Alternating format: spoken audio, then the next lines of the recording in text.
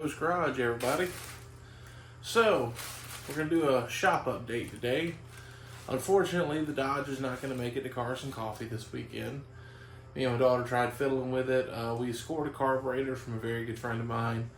Unfortunately, the carburetor he had is ½ inch too big on each side, so it's not going to fit on that. It was a Holley style, where my truck had a Carter style.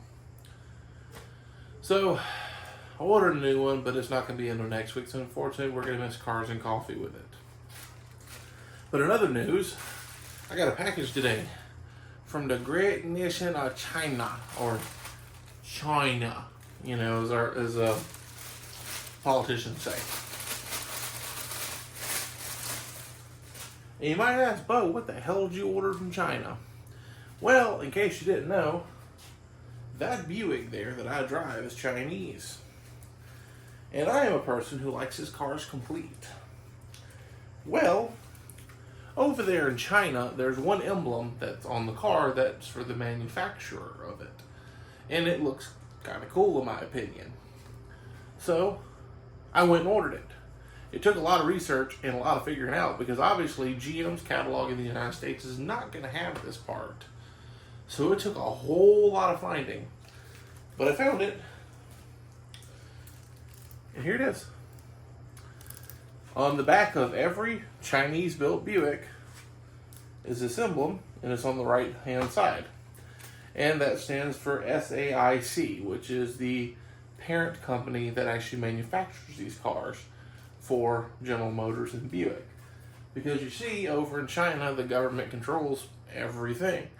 So, they have government-backed factories and different branches. So you'll also notice, if you ever order a part in for an Envision in the United States, everything on the box is in Chinese, and you'll see SAIC. But I wanted the emblem because I thought it looked kind of cool. So, after a bit of research and $13 later, this little thing found its way from Red China to the United States. Whoops. But yeah. So that's going to go on the back of this old girl where it belongs. And I know it's a niggleable kind of thing that most people really wouldn't care about, but I think it's kind of cool. This car, this car blends in with regular traffic because it is a crossover. But when you sit down and talk to people, they're actually, wait, what? Because it's a recipe for a great car. And I've been a massive advocate for this car since I bought it. Yes, it's Chinese built. It's a lot better built than its American built counterpart back there. 2-liter turbo 4-cylinder, which is the 9-speed automatic, and all-wheel drive systems are fantastic. I did go as far as throw boggers on this thing. It works. But the little turbo 4 does great.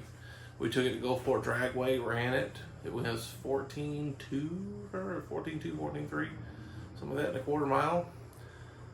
Yeah, I was as surprised as you are.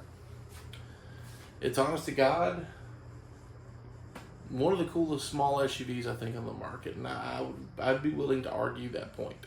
You have the quirkiness of like Alfa Romeo Tonale, but an Alfa is horribly unreliable because, one, it's an Alfa, and two, it's a Chrysler product, so you get double whammy of bad decisions. At least these, from my experience working for General Motors, are actually pretty damn reliable. And I've thrashed on this thing for going on 11 months, and I've got almost 36,000 miles on it. I've had no mechanical issues, where my Honda Civic I had beforehand was worse. I couldn't get past 17,000 miles without issues. So, and that brings to another point. I am a firm believer, and this is the thing, I am not politically affiliated with communism or the Chinese government or anything like that. I don't like their system of government. It is not my cup of tea. However, in the 1970s and the 1980s, the Japanese showed up on our shore and started stomping a mud hole in the Big Three. because they could build cars at better quality than we could. We love to look back at 60s, 70s, and 80s cars like they were so great from Detroit, but they're pieces of junk. Those little Toyota Hiluxes and Datsun pickup trucks were just these plucky little things that just went.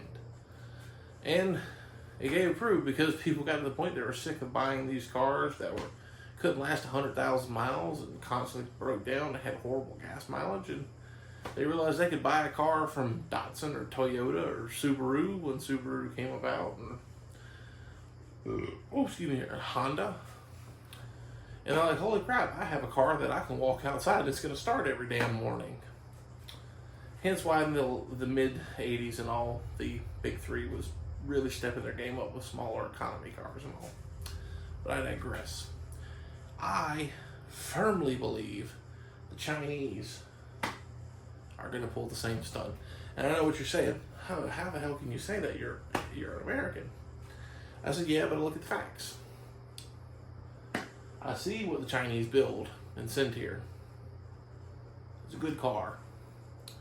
I also know years ago we passed a thing called the chicken tax. And the chicken tax is why we can't have fucking Toyota Hiluxes and all the cool shit they had over there. It's also the reason why Honda, Toyota, and Nissan started building factories here, so they could build and sell their trucks here.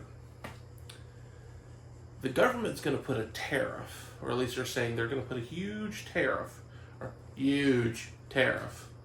on imported Chinese goods. What's going to stop the Chinese from going, well, okay, we're just going to build a factory over there? The Japanese did it. Why aren't the Chinese going to do it? They're already buying up land here, so. But yeah. Sorry to go on that massive tirade, but it's just something that's been on my mind. Thank you for watching.